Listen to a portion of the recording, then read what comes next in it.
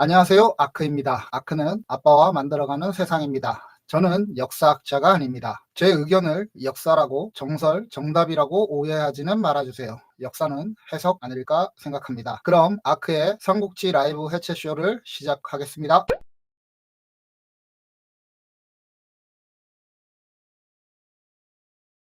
지난 방송에서 영웅이 등장했잖아요. 그 거짓말쟁이 영웅. 그 다음에 오늘 파트가 영웅의 라이벌 조조가 나오는 부분이에요. 조조의 등장 부분에 대한 얘기인데 먼저 사전에 우리가 원소를 얘기할 때 4세30이라는 얘기가 있어요. 4대에 걸쳐서 그 당시에 한나라 최고위직은 거쳤던 가문이다 해서 4세30이거든요. 그래서 그 당시에 정치적인 자산이 엄청나다라고 하는 생각들을 갖는 것 같아요. 저는 개인적으로 남들은 그렇게 생각 안 할지 모르겠지만 조조가 가지고 있는 정치적인 자산이 더 컸다라고 저는 보거든요. 조조 자체가 이랬었어요. 정치력으로 엄청나게 영향력이 컸던 할아버지를 뒀었고 그 다음에 재력을 진짜 지 마음대로 할 수 있을 만한 아빠를 뒀어요. 그게 조조예요. 그러니까 삼국지연이나 삼국지를 보시는 분들이 좀 오해들을 좀 하시는 것 같아요. 과연 환관이 나쁘기만 했을까? 그 다음에 과연 환관이 그냥 사이비 종교에 빠졌던 도적이었던 집단이었을까? 그 다음에 과연 유비라는 사람이 후대의 유학자들이 전통성이 있는 군주라고 보는 그런 자질이 있었거나 그런 베이스가 있었냐? 그거 전부 아니라고 제가 얘기 드리고 있잖아요. 그리고 오늘 부분에 나오는데, 그러니까 삼국지를 읽으시면 중앙에 있는 군사들이 변경에 있는 군사들보다 강했을 거라고 하는 오해들을 좀 하시는 것 같아. 그렇게 읽혀지는 부분들이 많아서. 그잖아요. 뭐 원소나 조조 같은. 그러니까 중앙에서 막 활동했던 애들이 엄청 세 보이니까. 근데 그 당시에 한나라가 가지고 있었던 군대의 성격을 보면 달라요. 여기가 낙양이라 그랬잖아요. 낙양이 여기인데 요 주역에 있는 낙양 수비군이 이제 황실을 수비하는 중앙군이죠. 그리고 이 각 주들마다 상비군들이 있을 거예요. 그 다음이 주 속에 들어가 있는 군, 각 군에도 또 그런 집단이 조금 있을 거고, 그 다음에 현에도 그게 조금씩 있겠죠. 그러니까 그런 수비군대가 있었을 거예요. 여기에 있는 군대가 지난 황건난에서 그 얘기했잖아요. 현대 학자들이 이 당시에 날이 많이 추워져서, 그러니까 한랭화가 시작되면서 위에 있던 흉노나 강인, 뭐 성비, 오한들이 이쪽으로 중원으로 계속 밀고 들어왔었을 거다라고 얘기를 하잖아요. 그리고 실질적으로 위진남북 쪽으로 이어지면서 북조에 있는 데가 거의 이민족이 세운, 그러니까 선비족이 나중에는 이제 수와 당으로 통일하는 민족의 국가가 될 정도로 위에서 계속 한족을 압박하고 있는 형국이었어요. 그러니까 후한 시기 그 앞전으로부터 계속 그런 일들. 그래서 한때는 저쪽에다가 한나라에서 조공도 바치고 막 그랬었던 적이 있거든요. 아니라 그러는데 실질적으로 보면 조공이 맞아요. 그랬었던 일들이 있었어요. 한나라 자체에서. 그러니까 이런 위에서 내려오는 이민족들이랑 전쟁이 상시적으로 일어날 수밖에 없는 양주, 병주, 유주의 군대가 계속 싸우고 있는 군대였기 때문에 그 군대들이 가장 셌겠죠. 그렇잖아요. 이쪽 중앙에 있는 거는 민간이나 난들이 일어나는 데를 억제할 수 있을 정도의 군대였을 뿐이지만 북방에는 싸움을 계속했었잖아요. 그렇게 따지고 보면은 한나라 후한 말기에서 가장 강한 군대는 북쪽 군대였어요. 북쪽에 주둔하고 있었던 군대. 동탁이 이제 오늘 이제 잠깐 등장하는데, 동탁이 이 북쪽에서 이민족들을 맞는 군대였거든요. 지금 삼국지에서 가장 전평가되어 있는 장군이 항보승 장군인데 이쪽도 그렇고, 동탁은 양주 출신의 군벌이 됐던 애예요. 그러니까 저쪽 북경 군대가 훨씬 강했죠. 그래서 저는 관도대전에서 조조가 원소를 이긴 것보다 저는 원소가 북경에서 세력이 컸던 공손천을 이긴 게 조금 더 충격이었거든요. 북쪽에서 계속 이민족이랑 싸우는 군대잖아. 지난주에 얘기했잖아요. 유비가 지금 막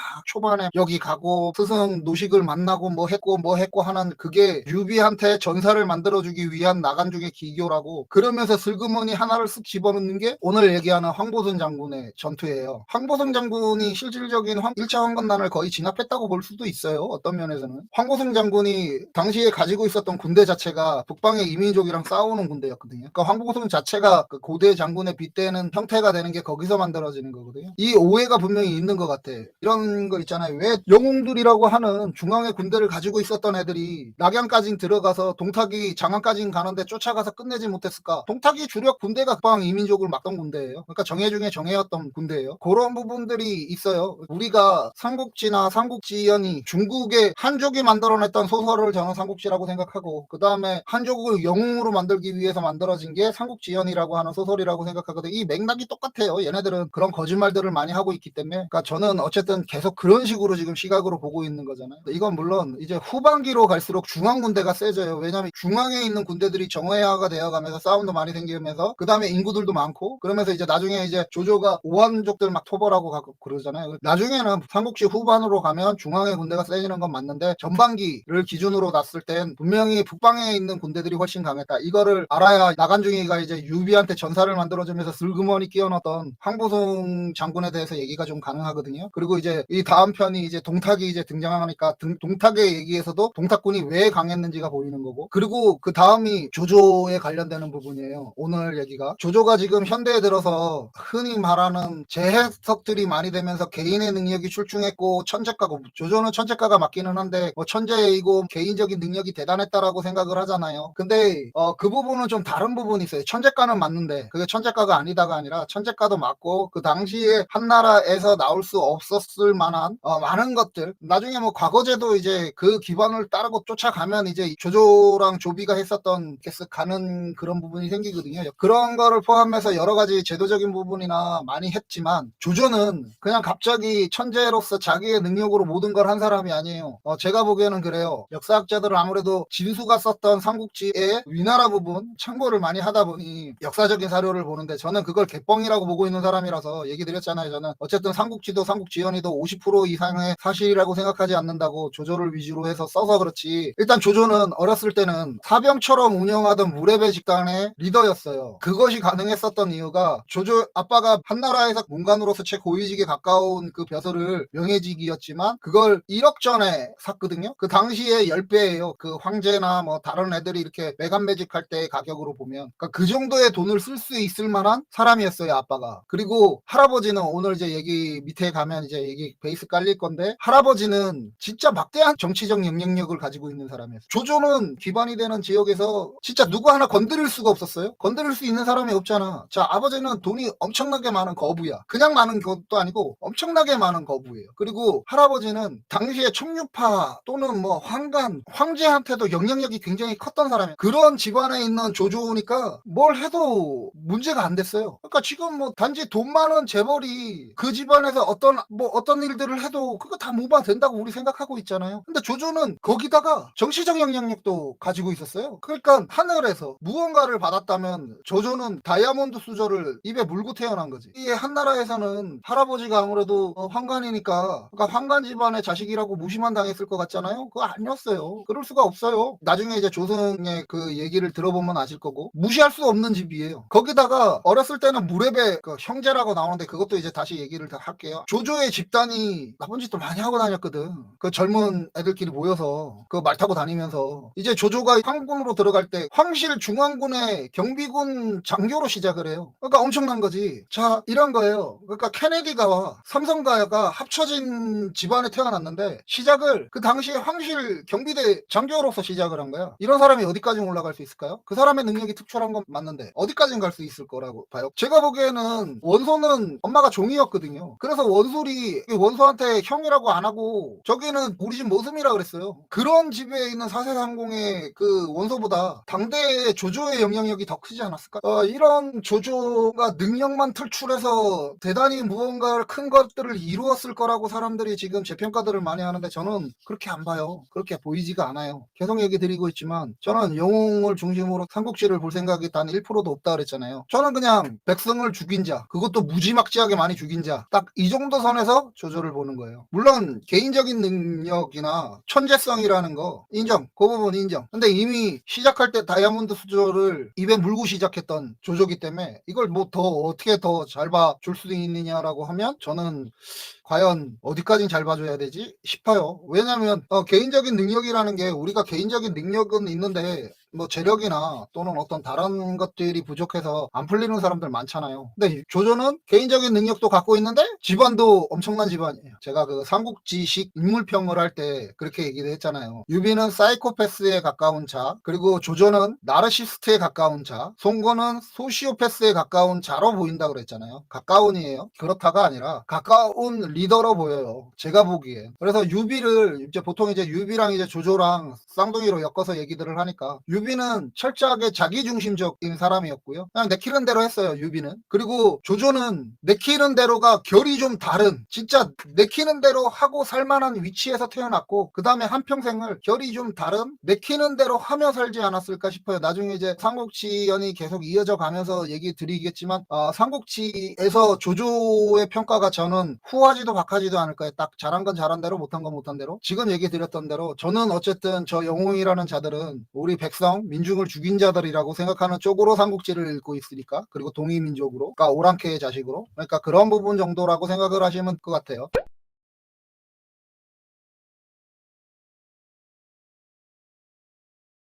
삼국지연이 본 부분에 들어가면 지난편에 나간중이가 유비한테 거짓 전사를 만들어주기 위해서 막 애를 쓰고 있잖아요. 여기도 갔다가 거기 있지도 않았었는데 거기 갔다가 황건적을 뭘 어떻게 하고 갑자기 익주에 있었던 애를 유주에 데리고 와서 아이 우리 황족 이러면서 인정도 해주고 막 그런 짓을 시켰잖아요. 그러면서 이제 슬그머니 진짜 전쟁을 딱 띄워넣어요. 진짜 오리지널 군대고 오리지널 장군이 들어와요. 여기서 황보숭이라고 하는 장군이에요. 우리가 삼국지를 다른 형태로 봐서 그렇지 황보숭이라는 장수가 큰 활약들을 많이 해요. 그리고 제1차 황건의 난은 거의 10개월 동안에 가는 그 난 거의 종식시킨 게 황보숭 장군에 가까워요. 슬그머니 진짜 얘기를 해서 이제 앞서 있었던 유비의 전사들을 이제 실질적으로 만드는 거예요. 황보숭과 주주는 황건하고 싸우려고 하는데 황건족이 싸움에 불리하자 장사로 들어갔대요. 장사로 도망간 거야. 나간중에 이 부분에 나오는 전투가 황건의 장수 파제가 있었던 장사 쪽에 있었던 전투예요. 이때 나라군은 세 방향에서 황건의 난을 진압을 했는데 1군은 좌중량장 황보숭 장군이 여기서 낙양이에요. 연주하고 예주로 이렇게 갖고 들어가거든요. 황보숭이 이렇게 진군을 시키고 그 다음에 2군은 북중량장 노식이 여기서부터 기주 방향으로 이렇게 가요. 기주 쪽에서 일어났으니까 황건의 본군은 기주에 있었어요. 그래서 그쪽으로 바로 진군을 하고 그 다음에 우중량장 주준이 형주 방향으로 내려가는 거예요. 이렇게 진군을 세 방향으로 진군을 시키는 거예요. 여기서 1, 2, 3군은 그 당시에 있었던 게 아니라 제가 그냥 편의상 붙인 거예요. 그때는 이제 좌우 북 중량장 이런 식으로 이제 진압군이 출정했어요. 황건난이 3월에 거병하려고 했었는데 제자 하나가 관아에 고별을 해서 그러니까 황제가 죽이고 2월에 난을 뜨거라 하고 장각이 일으키는데 처음에는 황건이 잘 싸웠어요. 이때 기세가 탔어요. 황건군에 있었던 장만성이라고 하는 당시에 황건한테는 장군이었겠죠. 남양태수 저공을 살해하고 4월에는 형주방명으로 출전했던 주준이 파제한테 격파를 당해요. 같은 달 연암태수 조겸의 군대가 황건군한테 격파되고 그 다음에 광양군에서 유주자사 유훈과 광양태수 유희가 살해돼요. 그러니까 3, 4월에 이런 일들이 막 생겨요. 막 태수가 죽어나가고 황건한테 이제 격파당하고 이렇게 가거든요. 저는 백성 출신의 쌍놈이다 보니 그러니까 약자가 이기기를 바라는 변태라서 좀 더 힘껏 싸워주기를 원하는데 역사는 안 그랬어요. 이 기록이 5월 달에 황건이 기세가 꺾여요. 기세가 꺾이는 전투를 지금 나간중이가 얘기하고 있는 거예요. 3, 4월 달에는 황건이 이기고 있다가 지금 나오는 이 전투, 삼국지연에 나왔던 이 전투로 인해서 황건난이 확 죽어버릴 정도로 이제 기세가 바뀌어버리거든요. 장사로 들어간 황건군이 숲에 영체를 세웠대요. 숲에다 영체 세우니까 당대 명장 황보숭, 이민족이랑 죽어라고 잘 싸웠던 황보숭, 좀 너무했어요. 이 황보숭 장군도. 이 황보숭 장군이랑 주준이 회의를 하는데 딱 생각을 해봤더니 이건 화공각이다. 이런 딱 느낌이 오더래요. 그래서 화공을 했는데 크게 성공하고 하염이 하늘로 막 치솟고 적의 무리는 놀라고 당황해서 말에 안장도 놓지 못하고 도망가고 사람은 갑옷도 잊지 못한 채 사방으로 흩어져 달아났다라고 얘기를 해요. 파제가 이렇게 해서 이제 꺾이거든. 이 일을 기점으로 해서 이제 정규군한테 이기고 있던 황건군이 정규군이 이기는 역전의 발판이 만들어져요. 나간중이가 이렇게 소개를 한 거고 4월에 주준을 격파했던 황건의 파제군이 5월 달에 지금 이 일을 당하고 그러면서 5월 달부터 이게 기세가 꺾이고 남양태수 진일이 6월 달에 저공을 살해한 장만성의 목을 잘라요. 그때서부터 분위기가 완전히 이제 넘어가는 거예요. 정규군 쪽으로. 그러니까 실질적으로 황건의 난을 한나라의 멸망의 핵심이라고 얘기하면 안 된다니까. 초반에 2개월 정도 바싹 했다가 그 다음부터 연작으로 계속 당해요. 그럴 수밖에 없는 군대여서 황건은. 기주 지역으로 갔던 북중량량 노식은 큰 싸움에서 이기지를 않고요. 조금씩 여기 황건에 본당이 있다 그랬잖아요. 장량, 장보, 그 장각 전부 다 이쪽에 기주 쪽에 있었는데 여기서부터 쭉 이기고 들어가요. 그래서 가두리 양식하듯이 저쪽으로 쭉 본군 쪽으로 몰아요. 그러니까 포위 압박해서 들어가는 거예요. 노식은 그러니까 한 방에 큰 싸움을 했던 게 아니라 작은 승리를 승리를 계속해가면서 천천히 큰 승리를 만들어가고 있었어요. 유비가 계속 이 당시에 등장하면서 없었던 전투에 막 참여한 것처럼 들어오고 그 다음에 여기도 가고 저기도 가고 이렇게 했던 이유가 이런 것들 때문이야. 실질적인 전사들을 노식하고 같이 있으면은 만들기가 힘들었거든. 이렇게 조금씩 이기고 가고 있었으니까. 정규군이 반전에 성공을 하죠. 황보승이 이제 화제를 죽이면서 그 다음에 이제 그 태수의 목을 잘랐던 장만성이도 이제 죽고 이러니까 이 역사적인 것들을 유비의 전사 안에다 이제 딱 해요. 그리고 이 전투의 문제의 인물이죠. 유비에게 라이벌이라고 하는 조조. 그러니까 전 개인적으로 아무리 생각해도 조조는 유비를 라이벌로 생각하지 않았을 것 같은데 뭐 저보다 똑똑하신 분들이 유비의 라이벌로 조조를 많이 보시니까 저는 어쨌든 계속 얘기 드리지만 조조를 나르시스트라고 생각을 해요. 그러니까 하늘 아래 스스로 내가 인정하는 이는 있어도 라이벌 같은 걸 생각하는 사람이 아니야 이 조조는. 조조는 이 당시에 연주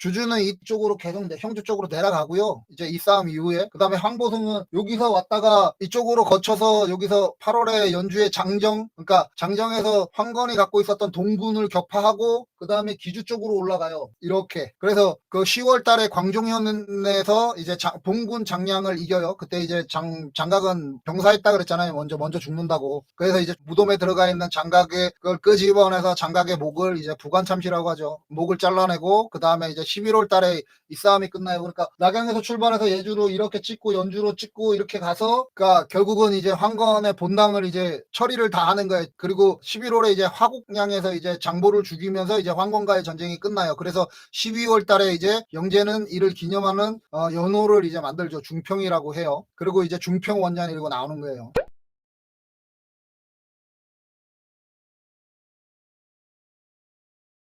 아무튼 그 나간중은 이런 역사의 흐름에서 덕의 유비하고 다른 희대의 악역을 이제 조조로 등장을 아주 멋있게 시켜줘요. 여기서 이제 황건 파제를 죽였던 전쟁이 끝나고 나서 날이 밝도록 적군을 죽이니 장량과 장보가 패잔병을 이끌고 길을 뚫어 달아났대요. 그리고 앞서 기록에서 보면 장량은 노식이 가두리 양식하고 있었다 그랬잖아요. 이렇게 막 포위해서 막 집중하고 있었잖아요. 그리고 장보도 그 당시에 기주에 있었어요. 그러니까 제가 계속 얘기 드리지만 나간중은 역시 뻥쟁이에요. 아무튼 없었던 게 글로 도망갔대요. 그리고 그때 한 무리의 군마가 나타나는데 모두 붉은기를 들고 가까이 다가와서 가는 길을 끊었대요. 그러니까 황보승이랑 주준이 이제 이렇게 오니까 이제 탁 하고 멋있게 이제 등장한 거야. 이제 붉은기를 딱 들고. 그 선두의 선 장수가 키가 7척이요 가르난 눈에 긴 수염이고 벼슬은 기도이고 패국 초연 사람으로 성은 조요 이름은 조이며 자는 맹덕이었다. 조조의 아버지는 조승인데 본래의 성은 하우시였다. 여기서 이제 조조가 이제 딱 등장을 했어요. 근데 조조의 아버지가 하우시였다는 설과 아니라는 설이 있는데 저는 하우시가 아니었다라고 하는 설 쪽을 봐요. 왜냐면 이렇게 되면 문제가 되는 게 뭐냐면 나중에 조조는 하우돈하고 사돈이 되거든요. 조비가 나중에 그러니까 자기 여동생을 하우돈의 아들하고 결혼을 시켜요. 청하공주랑 하우돈의 아들 하우무랑 결혼을 시키거든. 이렇게 되면 사돈이 되잖아요. 근데 이게 동동동본 집안끼리 결혼하는 건 안 돼요. 한나라 때는 안 되는 거예요. 그렇게 할 수가 없었어요. 진수의 삼국지에서는 하우돈의 숙부가 조숭이라고 나와요. 조조의 아버지. 그러니까 족보가 꼬이는 거지. 이렇게 되면 그게 안 된다니까. 그 시대에는 이걸 할 수가 없었어요. 그래서 저는 삼국지 얘기 드리지만 진수의 삼국지는 이것도 제가 믿을 수 없다라고 자꾸 얘기를 하는 게 이런 이유들이 자꾸 있어서요. 왜냐면 이 하우씨가 한나라가 그 건국하고 나서 그 당시에 건국 공신인데 하우영이라는 사람이 그 하우영이라는 사람이 유방보다 한 20년을 넘게 살다가 죽어요. 그러면서 그 당시에 한나라가 유방의 혈선들이 이어져 가는데 큰 영향을 주는 사람이거든. 대단한 일을 했던 사람이야. 하우라고 하는 게 갖고 있으면 좋은 거지. 나중에 조조가 자기 아들에 의해서 황제가 되잖아요. 쌤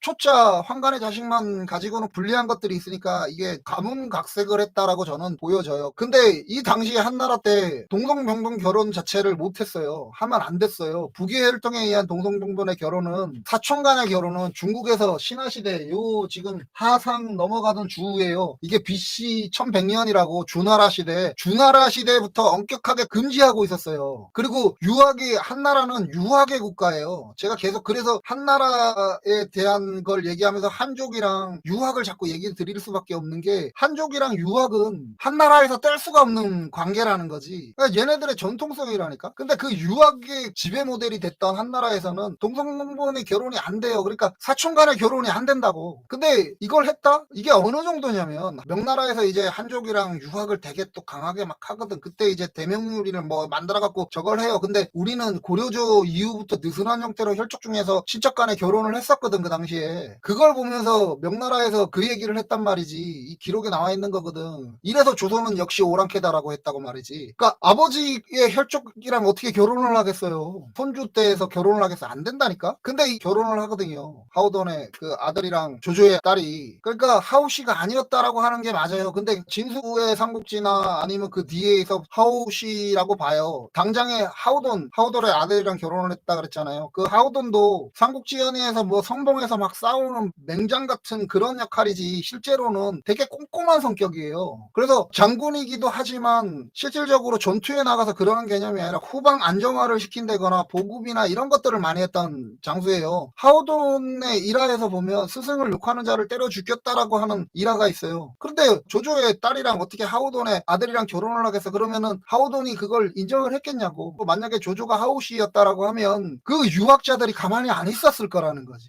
주나라 때부터 안 됐다니까. 근데 계속 하우씨였을 거라고 기록을 해요. 하우씨였으면 이거예요. 건국하면서 한나라를 안정시켰던 하우용의 자손이 되니까 정당성을 갖는다의 개념이지만 그렇게 과거에서부터 지금까지 정당성을 만들어 놓고 조조의 딸이랑 총간에 있는 하우돈이랑 결혼을 시킨다고 하우돈 아들이랑 이렇게 되면은 진짜 족보가 꼬이는 거고 그거는 조조가 욕을 많이 먹고 있지만 다른 욕도 많이 먹었을 거예요. 그렇게 되면 진짜 개족보라고. 근데 어쨌든 하우씨였을 가능성이 있다라고 사람들은 얘기를 해요. 근데 왜 그런지 모르겠어. 얘기했던 대로 우리는 느슨한 관계 혈족 간의 결혼도 고려조에 있었거든. 근데 조선에서 그걸 했다고 당장에 명나라의 대명률에 의거하여 진짜 저 조선인들 봐라. 저 완전 개족보다 쟤네들은 역시 오랑캐다 이렇게 얘기를 해버리는데 근데 이게 맞다? 이거는 그 당시에는 있을 수가 없었을 확률이 더 높아요. 그랬을 것 같아요. 뭐 근데 친구처럼 뭐 지냈다 아니면 뭐 가족처럼 지냈다 이런 것들이 조조의 기록에 있으니까 뭐 하우씨였을 거다라고 하는데 저는 개인적으로는 조조가 하우씨였을 거다라는 건 역사 세탁이고 그래서 나는 삼국지를 쓴 진수의 삼국지도 믿지 못한다의 개념이에요. 그렇잖아. 우리가 조조의 딸이랑 하우돈의 아들이랑 결혼을 했다는 게 그냥 쓱 지나가 버리면 이게 무슨 문제가 있을지 어떻게 알아? 그냥 넘어가지. 근데 쟤네들 조조는 역시 개족보다 이러면서 욕하는 사람들 없었잖아. 지금까지 역사에서. 어쨌든 그렇습니다. 그리고 조조는 얘기했던 대로 어린 나이 때는 무례배들을 모아서 마을에 있는 그 기반 도시에서 무례배들을 모아갖고 사람도 많이 죽이고 다니고 그랬다 그래요. 그리고 조조가 기도이라고 나오잖아요. 근데 저 당시에 대략 조조가 한 30세 정도였대요. 근데 기도이가 녹봉이 대략 한 2천석을 받는 직위였는데 이 정도 2천석을 받는 직이면 어느 정도냐면 태수예요. 그게 대략 녹봉을 한 2천석 정도 받았대요. 그러니까 기도이가 절대 낮은 게 아니죠. 아까 전에 북좌 그 뭐 우 중령장에서 나갔잖아요. 뭐 노식이랑 저기 황보승이랑 그 다음에 주준이 이렇게 나가잖아요. 그 중령장이랑 같은 급에 있는 군대에서의 레벨이에요. 30대에 기도일을 했어. 조조는. 근데 나간중이는 삼국지연이 이전장에서 유비를 얘기했잖아요. 그 대략 28세의 유비는 당대의 대단한 인물이었던 노숙의 문화에서 수학한지만 백수였다. 물론 이렇게 단순 비교할 수는 없어요. 아까 얘기했던 대로 조조는 다이아몬드 수조를 타고 나서 이 뒤에서 이제 다시 얘기할 거예요. 아무튼 중상시 조등의 양자가 되었기 때문에 그래서 성을 조씨로 하였다. 아까 하우씨는 저는 아닐 거라고 얘기 드렸죠. 물론 이제 하우씨라고 보고 있어요. 많은 데서 하우씨라고 보고 있어요. 근데 조금만 생각해 보면 저 당시에 유학자들이 어느 정도까지 그러니까 고리타분했는지를 상상해 보면 그런 개족보를 절대 인정하지 않는다는 거죠. 저는 그렇게 봐요. 어쨌든 유학의 반대적인 부분들을 자꾸 얘기하고 있으니까 제가 이 얘기 드리는 거고요.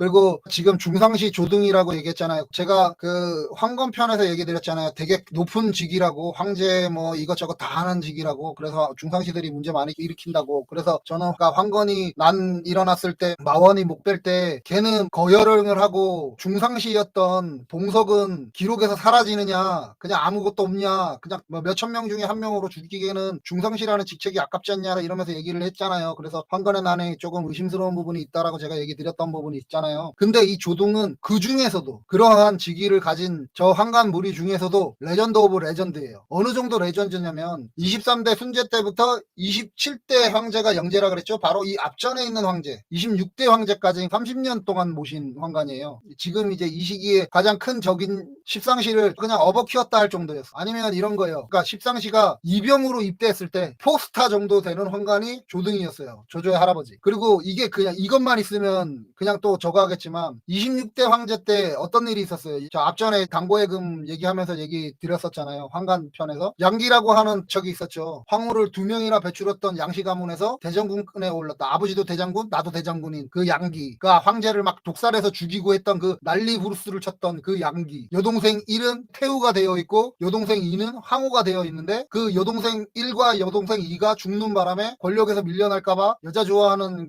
황제 한 번 더 엮으려고 여자 한 명 바쳤다가 예쁜애 저 양씨 가문으로 해갖고 바쳤다가 그 엄마 죽이려다 못 죽여 이 얘기 했었잖아요. 그래서 그것 때문에 이제 죽었던 양기, 그 양기를 이제 황간과 힘을 합쳐서 저 양기의 세력들을 뿌리 뽑았다 그랬잖아요. 그 중에 한 명의 황간이에요. 그 양기 세력을 몰아내면서 그 황제를 세웠던 그 중에 한 명이 조등이었어요. 이 일로 조등이 자기한테 대를 이을 양자를 집안에 드리는 거를 허락받아요. 황제한테. 그래서 드린 게 조승, 그러니까 조조의 아버지였던 조승이었어요. 조등이라는 황간이 이것뿐만 아니라 그때 그거 얘기했었잖아요. 당고해화 사건 때. 그러니까 1차 당고해화 사건은 이제 가두었던 거고 2차 당고해화 때 사람들 많이 죽였다 그랬잖아요. 황간들이 열받아서 그 두무랑 멋짜고 쥐짜고 해갖고 그 2차 당고해화가 있었을 때 황간들이 진짜 작정하고 연관되어 있는 유학자들 다 죽이려고 했었거든요. 그걸 보면서 전국에 있는 유학자들이 다 들고 일어나서 난리칠 준비를 하고 있었어요. 이런 시대 분위기였어. 그러니까 이 분위기를 조등이 나서서 저 황간들한테 경고를 하면서 설득을 한 거예요. 니네 이러다 다 죽는다고. 쟤네들 다 들고 일어나면 어떡할래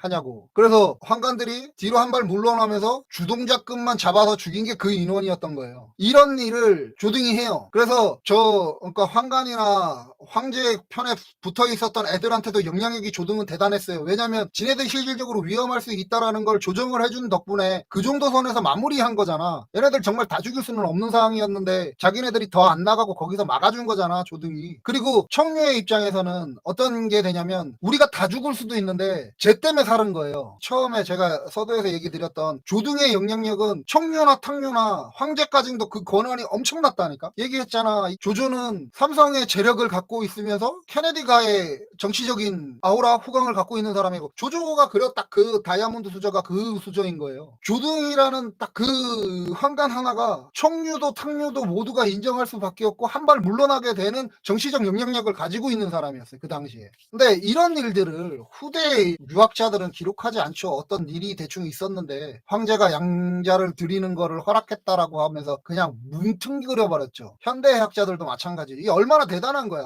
실제적으로 그러면 당고의 그 화가 있었던 걸 중간에서 중지하고 조정을 해서 최대한 황간 입장에선 더 나가지 않게 막았던 사람이고 청류의 입장에서는 그나마 최소한으로 막아줬던 사람이 조등인 거예요. 이 개념이. 근데 그냥 이렇게 뭉텅거리고 퉁쳐버리지. 왜냐면 저 시대의 황간은 무조건 나빠야 되니까. 후대를 기록하는 유학자들이 지들 시대의 황간들이 나대지 않고 짜져있게 만들어야 되니까. 그잖아요. 그러니까 저렇게 그냥 기록해놓고 그냥 끝낸 거예요. 찾지 않으면 찾을 수 없는 형태로. 쪽팔린 줄 알아야 돼, 유학자들 진짜. 저는 진짜 일부의 유학자라고 그냥 조심스럽게 얘기하면서 정말 다수의 유학자들이 저따위로 했다라고 생각을 하는 사람이고요. 정말 다수의 유학자라고 말은 하고 싶지만 아주 소수의 유학자 정도만 존경할 수 있다의 개념이에요. 황간은 나빠야 되니까 저런 일을 했던 황간들이 다 사라져 있어. 조동은 나중에 그러니까 조비가 황제가 되면서 그 위에 때까지 올라가서 황제가 돼요. 그러니까 역사 중국 역사에서 유일한 황간 출신의 황제예요. 그러니까 명목상이라도 그걸 얘기를 안 하지 유학자들은. 아무튼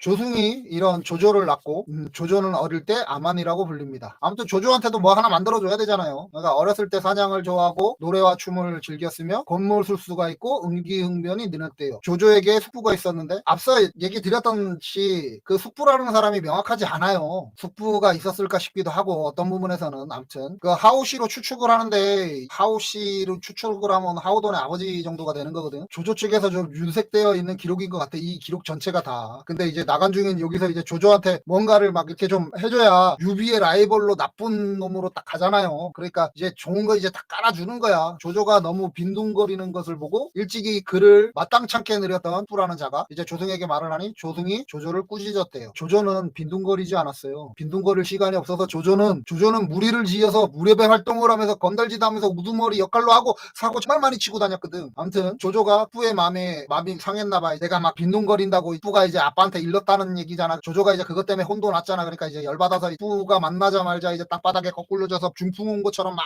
이러면서 몸을 사지를 벌벌 떨면서 이랬대요. 그 숙부가 놀라서 아버지 조정에게 이 사실을 막 알리는 거예요. 그랬더니 이제 조조가 이제 아버지가 딱 오니까 이제 아닌데요? 별일 없는데요? 이랬대요. 조승이 뭔 일이냐고 이제 조조에게 이제 물어봤더니 저 숙부는 나만 가지고 그런다고 절 나쁘게만 얘기하고 아버지한테 그런 얘기 한다고 자꾸 이렇게 하니까 이 조승이 그 숙부의 말을 앞으로는 듣지 않게 되어서 조조가 멋대로 방탕하게 놀았대요. 이런 일이 있었대요. 이제 깔아주는 거야. 얘가 이제 머리가 거짓말하는 쪽으로 잘 돌아간다. 나간중이가 원래 이 얘기가 실질적으로 있어요. 아무튼 뭐 이런 식의 그 거짓이나 위트를 가지고 골탕 먹이는 스토리의 원류가 이제 있는 거예요. 이제 저런 식의. 그중 교연이라는 사람도 저 후한 말에 꽤나 평이 좋았던 사람이에요. 저 양기가 아까 얘기 드렸던 그 시대의 양기가 득세할 때 싸운 사람 중에 한 명이에요. 그러니까 몇 안 되는 그 당시에 진짜 유학자다운 유학자들이었다는 거죠. 중요한 건 이 교연이 조조에 대해서 인물평을 해주거든. 그래서 잘 평을 해주는 것 때문에 그 당시에 이제 사람들이 이제 조조를 다시 봤대요. 조조가 그 당시에 워낙에 악평이 많았어요. 아까 얘기했잖아. 막 무리들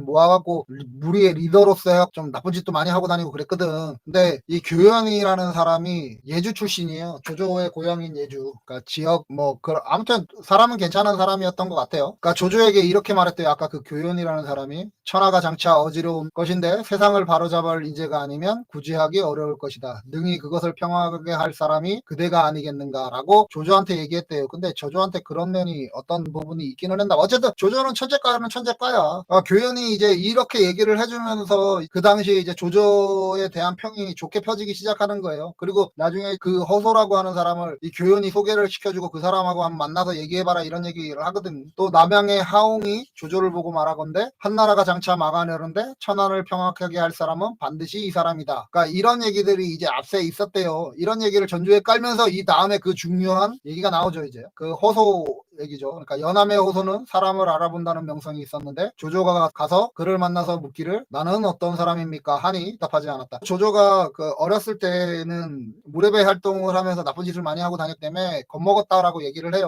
호소가. 그래서 대답 안 했더니 조조가 또 묻더니 그 호소가 이런 얘기를 했대요. 그대는 평화한 세상에서는 능력 있는 신하요. 이게 능신이죠. 그리고 어지러운 세상에선 강교한 영웅이 될 것이네 라고 얘기를 했대요. 이게 이제 간웅이죠. 그리고 조조는 평탄한 세상에 능신, 어지러운 세상에 간웅이 될 거다라고 하는 얘기가 저기에서 나오는 거예요. 이 얘기를 듣고 그 말을 듣고 이제 조조가 이제 크게 기뻐했대요. 이게 조조가 기뻐했을까라고 생각하면 나간중한테 말리는 거예요. 왜 말리는 거냐면 한번 봐요. 이제 교연부터 시작을 해서 이제 좋은 얘기 하잖아. 그리고 나서 이제 치세의 영웅, 난세의 간웅 이 얘기 딱 하잖아. 그러면서 뭐라겠어요? 삼국시를 쓰던 그 시대는 어땠냐고. 이 조조라고 한 거의 1000년 전에 있던 그 삼국시에 조조가 살았던 시대가 어떤 시대였겠냐고. 역사가 스포 당했잖아. 지금 역사를 알고 있잖아요. 저 당시에는 선택지가 있었는지 몰라. 근데 삼국지를 만들고 있을 나간중 때는 선택지가 없잖아. 난세만 남아있어. 치세는 없어. 선택지가 아니야 그건. 그러면 무조건 난세 아니겠어요? 너는 간웅이다라는 거잖아. 조조의 정체성을 먼저 밝혀버리는 거죠. 그러니까 앞에서 좋은 평가 다 떨리고 얘는 저 시대의 간웅이다라고 하는 걸로 얘기가 딱 귀결돼 버리잖아요. 이게 나간중한테 말리는 거라니까. 저때 저걸 보고 조조가 기뻐했을까? 뭐 기뻐했다는 기록이 있다는데 호속의 얘기를 모르지 뭐. 조조 같았으면 기뻐했을 것 같기는 한데, 아무튼 저에게는 저거 다 뻥. 야, 어쨌든 조조는 가능이야? 이렇게 시작을 한 거예요. 그리고 이 허소라는 사람이 인물평이 꽤 정확했다라고 얘기를 해요. 그래서 뭐 대단한 망상가라고 뭐를 얘기하는데, 평생 난리 피해 다니다가 객지에서 풍토병에 죽어요. 40대. 아무튼 그래요. 나이 20살에 효령가에 급제하여 랑이 되었고, 벼슬 이름이에요. 랑이 이제 초급관 정도, 그러니까 얘기했잖아. 그 중앙군의 무관에서부터 시작했던 사람이라고. 그러니까 장교부터 시작했던 사람이라고. 개성여기들이지만 이 시대에는 과거가 없었어요. 그러니까 효령가 자체가 없고 효렴이 있는 건데, 그러면 그 효렴이라는 게 뭐냐? 효자의 청렴하면 간직의 청거를 받아요. 한번 생각을 해봐요. 자, 조조랑 지금 이 두 단어가 효렴, 효자에다가 청렴한 게 조조랑 어울려요? 그 당시에? 조조는 무례배였다 그랬잖아요. 어린 날 계속. 그리고 무례배의 리더라 그랬잖아요. 그리고 청렴하되 자기 아버지가 1억 전을 주고 관직을 사고 있는 판에 무슨 청렴이야. 돈이 넘쳐나는 집안인데 이게 지금 효렴으로 들어간 거겠어요? 효자도 아니고 무례배를 이끌던 엄청난 거부의 자식인데? 그러니까 할아버지, 아버지의 찬스로 관직을 얻었을 것 같아요. 이거에 내가 진짜 500원 건다. 역사적으로 보면. 근데 어쨌든 그래요. 처음에 이제 등장을 그렇게 해요. 말이 안 되죠. 낙양 북도위에 제소되었다. 처음에 도임하여 곧 오색 몽둥이 10여 개를 현의 사방문에 배치해두고 금법을 범하는 자가 있으면 부유하고 건세가 있는 사람도 피하지 않고 모두 견책하였다.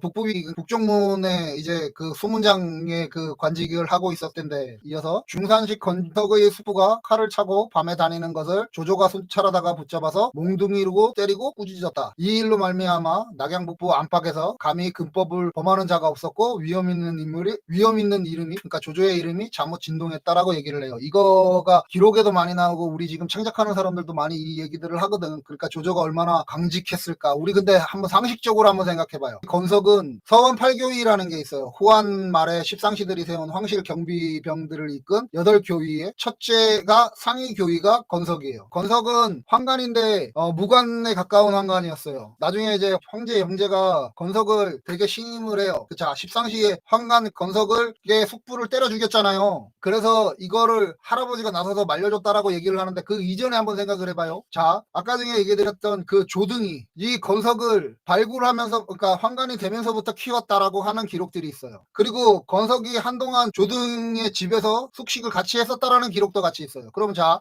십상시가 이병일 때 그러니까 조등은 거의 포스터에 가까운 사람이었다고. 그리고 아까 전에 얘기했던 대로 청유나 탕유나 황관들, 황제한테 모두 다 인정받는 조등이에요. 조등이 죽은 것도 아니야. 살아있는 상태야. 근데 낙양 북문에서 아무리 권력이 있는 건석이라고 해도 숙부가 범법행위를 했다, 조조가 때려 죽인다고 거기에다 뭘 할 수 있어요? 기본적으로 그 숙부라는 자가 정말로 있었다라고 하면 이게 실제로 역사에 기록되어 있는 일화라서 얘기를 하는 거예요. 그러니까 역사에 기록되어 있는 게 아니라 나중에 이제 조만전에 나오는 얘기인데, 그걸 이제 딴 놈도 아니고 배송지가 받아 적어서 이제 기록으로 남겨놓은 거거든. 진수의 삼국지에 주석을 엄청나게 많이 달았다 그랬잖아. 이 배송지가. 그러면서 남아있는 거거든요. 근데 한번 상식적으로 한번 생각을 해봐. 아무 정보가 없으면 13주 황간의 건석의 숙부를 조조가 때려 죽였구나라고 생각을 하지만, 조금만 들어가 보면 건석은 조승 집에서 살았다는 기록이 있어요. 어렸을 때. 그리고 거의 업어서 키운 애들이란 말이야, 조승이. 할아버지가. 그러면 자, 그 손주가, 양자로 들였던 손주가 북문의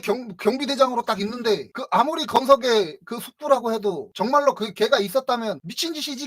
그잖아요. 조조가 대단한 놈이 아니라니까. 조조는 황금 수저, 그 당시에 다이아몬드 수저라고 돈을 넘치게 많이 갖고 있는 아빠가 있었고 정치적 영향력이 엄청 컸던 할아버지가 있었던 애란 말이지. 그잖아요. 지금 당장에 진짜 막 돈 재력도 대한민국 최고고 그 정치적 영향력도 대한민국 최고인 사람의 손주가 경비하고 있는데, 내가 지금 뭐 청와대에 뭐가 좀 된다고 으쓱해갖고 할 수 있겠냐고. 근데 이게 지금 기록되어 있는 게 조만전이라는 기록을 배송지가 받아 적은 건데 이게 있었대요. 그래서 조조의 이름이 위명이 대단했다고 하는데, 낙양에서 뿌위 그 경비대장이 조등의 손주라고 하는 걸 몰랐을까? 그 당시에 누구도? 미친 거지. 그러니까 이게 지금 현재 권력자 십상시의 숙부라고 해서 조조가 뭔가 대단히 저거 할 거라고 사람들이 이렇게 생각들을 자꾸 하고 역사적으로 자꾸 그렇게 끌고 가는데, 조조의 할아버지를 보면 된다니까요. 조조의 집안을 보면 된다니까. 그러면 얘기가 달라져요. 그러면 그러면 건석이 아무리 대단했어도 건드릴 수 있는 사람이 있고 건드릴 수 없는 사람들이 있잖아. 그러면 건드릴 수 없는 사람 축에 들어가는 사람 아니야 이 조조는. 근데 뭘 해서 뭐 할아버지가 가서 뭐 이게 저는 말이 안 된다고 봐요. 건석이 그리고 무장이에요. 무장에 가까워요. 아까 얘기했잖아. 십상시를 데려온 황실 경비병의 그 8교위 중에 상위 첫 번째에 있던 상위 교위 건석이라고. 그러니까 역사는 저는 해석이 좀 필요하다라고 생각하는 게 이런 것들 때문이에요. 건석을 어렸을 때 발탁을 했던 환관으로 발탁을 했던 할아버지고 걔를 그러니까 그렇게 키워나가는데 역할을 했던 사람이야. 그러면 그 건석의 숙부가 그걸 몰라? 모를 수 있나? 이게 지금 구조가? 환관이 얘기했던 대로 10명이 가면 9명이 죽어 8명 9명이 죽었다고 그 당시에. 그래서 살아남아 했다가 건석이었던 거예요. 근데 걔 숙부가 그걸 몰라? 그러면 그런 일을 하러 갈 때 그 숙부는 밀어 이렇게 어이서 하고 줬겠어? 그잖아요. 환관을 악마화시키면서 뭔가 지금 많은 것들이 지금 막 모순점이 발생을 하고 있는지 몰라. 이거를 왜 사람들이 저거를 하지? 어쨌든 그래요. 제가 보기엔 그래요. 저는 이 생각이에요. 뭐 역사학자가 아니니까 제가. 그러니까 역사학자들은 역사학자대로 시각을 하라고. 저는 작가로서 이런 거를 보는 거예요. 오늘 그러니까 조조가 갖고 있는 거는 이거예요. 뭐 4세3공의 원소? 원소가 엄마가 종이라니까 원소가 유명해지는 계기가 이거잖아요. 그 나중에 이제 원소편에서 다시 얘기하는데 뭐 3년상을 2번을 했다. 그 짓을 원소는 할 수밖에 없었던 애예요. 근데 조조는 어렸을 때부터 지멋대로 하고 살았다고. 어렸을 때부터 사람 죽이고 이런 거를 지 무리들이 사람 죽이고 이런 거를 했었다고. 그러니까 나르시스트의 전형적인 그런 애가 북부 관문의 경비사령관으로서 마음에 안 드는 게 건석이고 나발이고가 어딨어. 그냥 지가 때려 죽이고 싶으면 때려 죽일 수 있는 애였지. 그러니까 이게 조만전에 나와 있는 얘기고 배동기가 기록을 했던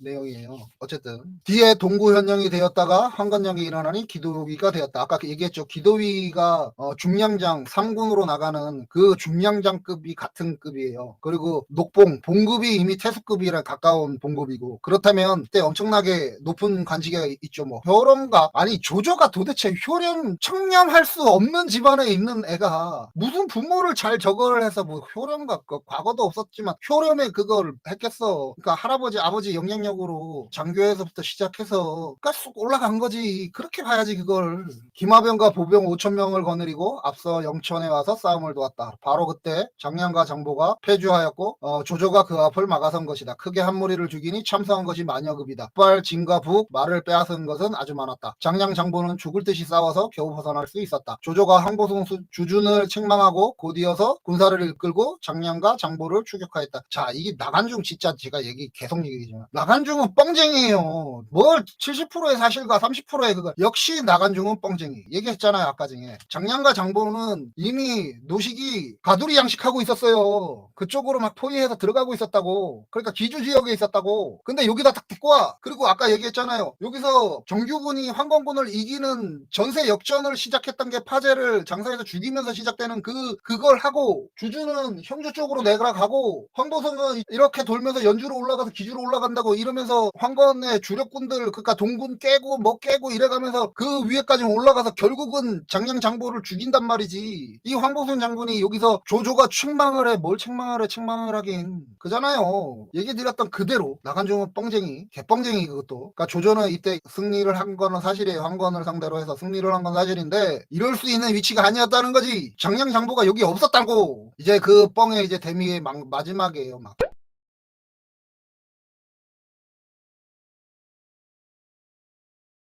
현덕이 이제 간호와 함께 영천에 이르고 죽어라고 고함치고 소리를 듣고 또 불빛이 하늘에 밝은 것을 보고 군사를 이끌고 와보니 적은 이미 패하고 없어지고 말았다. 형덕 황보성과 주준이 만나서 노식의 말을 전하니 황보성이 말하기를 장량과 장보가 형세를 다하고 힘이 붙이게 되었으니 반드시 광종으로 가서 장각에게 의지했을 것이요. 현덕이 이 밤에 곧 광종에서 가서 싸움을 도우시오. 광종에 있거든요. 장량도 광종에 있어요. 장보도 저기 있다고. 그리고 이미 장각은 그때 죽어가고 있었다고. 개뻥들. 현덕은 명령을 받으며 군사를 거느리고 다시 돌아왔다. 중간쯤 왔을 때 한거를 호송하는 한때의 군마를 만났다. 한거에 탄 제수는 놀랍게도 노식이었다.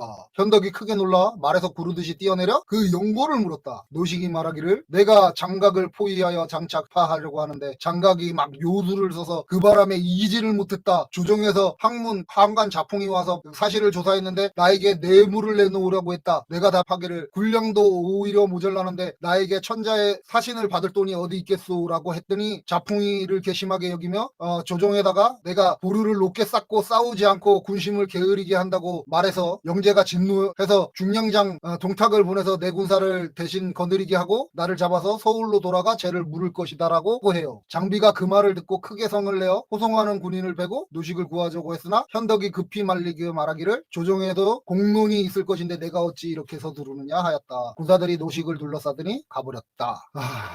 나간중 뻥쟁이 맞죠? 없던 얘기잖아요. 여기서 있는 얘기가 뭐냐면, 그러니까 노식이 이제 장군으로 중령량으로 해서 낙양에서부터 시작해서 기주 쪽으로 들어가면서 가두리 양식을 했다고 황건을 몰아 들어갔어요. 작은 싸움을 계속 이기면서 그 당시에 장각을 본토 안쪽으로 밀고 들어가고 있었어요. 그래서 진짜 큰 승리를 바라보는 그렇게 가고 있는 상태였다니까. 장각군이 본군이 그 밖으로 나올 수 없을 만큼 노식이 잘 막고 있었대요. 그 당시에가. 근데 좌풍이 뇌물을 주지 않고 거짓 보고 했다라고 하는 얘기를 해요. 그랬을 것 같기도 해요. 그런 식으로 얘기를 기록하는 애들이 많아. 근데 한번 생각을 해봐. 자, 영재는 가두리 양식을 하고 있는지 모르잖아. 이렇게 가둬놓고 있는지 모르잖아. 그 큰 승전보가 나오지 않는 거잖아요. 근데 얘기했던 대로 황보승은 일로 내려가서 파제를 꺾으면서 돌아서 연주에서 이기고 기주에 이제 본군 쪽으로 들어가고 있는 거야. 걔네들 지역 근거지 쪽으로 그쪽으로 계속 싸우면서 이겨가는 전사를 만들어가면서 가고 있는 거고, 노식은 계속 연전연승을 하고 있지만 그렇게 큰 게 아니라 그래도 걔네들이 옴짝무짝하게 막고 있었던 거거든. 그러니까 영재 입장에서 보면 그렇잖아요. 이 영상 서두에 제가 얘기 드렸던 게 그거였잖아. 그때 당시에 군대 비율이 어떻게 했냐고. 파제군을 황보성이랑 주준이 연합을 해서 깨잖아요. 주력 군대가 양주 이쪽에서 당시에 오랑캐들 이민족들을 막던 군대였거든.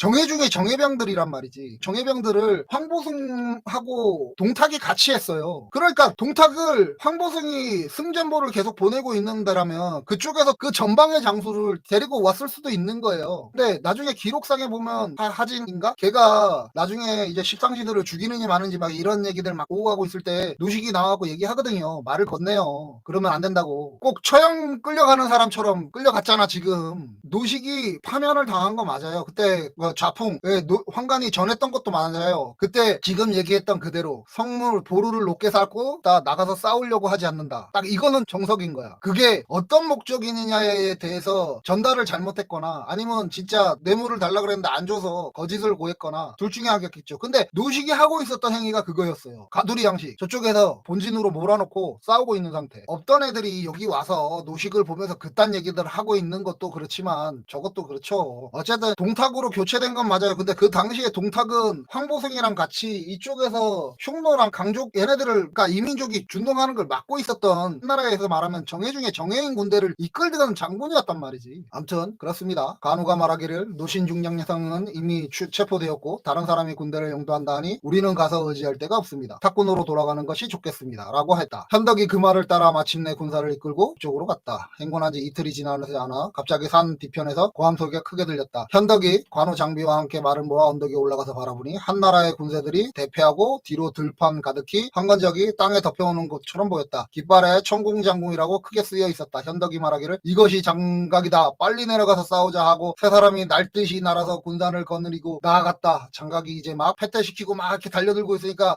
유관장이 나타나서 그 돌격을 저지하고 그 때문에 장각의 군대가 크게 어지러워져서 50리를 패주했대요. 제가 뭔 얘기할 줄 알겠죠 이제. 역시 나간중은 뻥쟁이. 이게 지금 광종이면 얘기했잖아. 그러니까 10월달경에 장량을 황보승이 죽여요. 그때 이미 장각은 죽어있는 상태였어요. 이게 지금 그 앞전이든 뒷전이든 말이 안 되죠. 그죠? 그때는 황보승이 이쪽에서 계속 이기고 올라가고 있는 시기였을 거 아니야.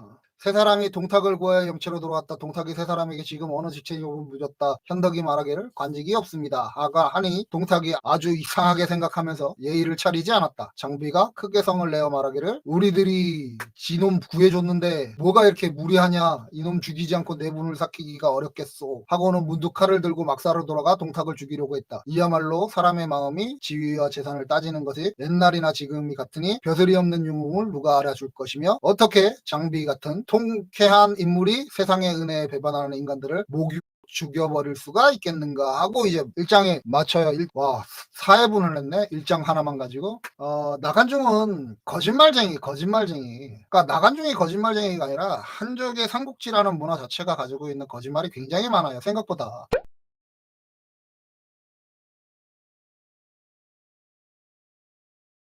억지에 모순되는 점들이 너무 많아요. 아까 전에 조조 편에서 대해서 얘기했잖아. 조조가 이런 거지. 개인의 능력이 출출하다는 건 알지만 그 집안이 얼마나 재산을 크게 가지고 있고 그 할아버지가 갖고 있는 영향력이 얼마나 있느냐. 그리고 한간이지만 그 할아버지는 그런 정치적인 자산을 어떤 식으로 쌓았느냐에 대해서 아는 게 아무것도 없잖아요. 저는 조등이 정말 대단한 사람이라고 보여요. 어떤 부분에서는. 말 그대로 일가를 이룰 수 있는 거야. 근데 한편으로는 이거지. 자기 아버지가 1억 전을 주고 관직을 샀을 정도면 그 재산이 거의 조송한테 나왔겠지. 그러면은 조송도 역시 황간이면서 민중의 고열을 빨아먹었던 황제 최측근 중에 하나였다는 거지. 그래도 그 역사에서 어떤 부분들의 일들은 한 것도 사실이고요. 그래서 저는 계속 역사를 해석을 필요하다라고 생각을 하는 거라고. 이게 그러니까 우리가 지금 살아가는 현실에서 다르지 않는 부분들이 너무 많아요. 뭐 건석 관련해서도 그렇잖아. 뭐 힘 있는 자, 십상시니까 뭐 힘 있는 자로 뭘 했을 거다라고 생각을 하지만 건석에 대한 기록이 그렇게 많지가 않아요. 십상시에서 돌격대장 행동대장이고 그리고 아까 얘기드렸던 대로 황실경비군 네, 한 군을 맡았던 수장이기도 했어요. 황간이. 그리고 무엇보다 권석 위에는 사람이 있었다는 거지. 사람이 없을 수가 없어요. 그 당시에. 그래도 황제가 가장 믿었던 황간 중에 하나라고 나중에 영제가 이제 저거 할 때 어떤 부분의 기록들은 우리가 생각하는 거하고는 다른 경우들이 많습니다.